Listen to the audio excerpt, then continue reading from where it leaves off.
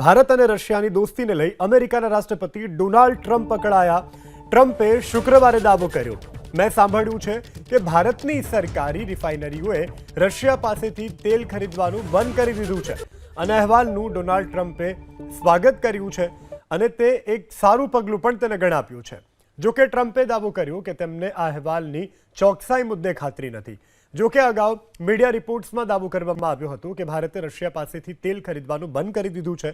આ પછી ભારતીય વિદેશ મંત્રાલયે પ્રેસ કોન્ફરન્સ યોજી.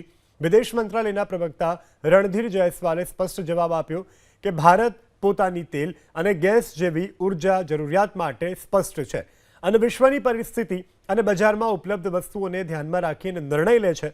સાથે જ પ્રવક્તાએ દાવો કર્યો કે કોઈ કંપનીએ રશિયાથી તેલ આયાત રોકી નથી.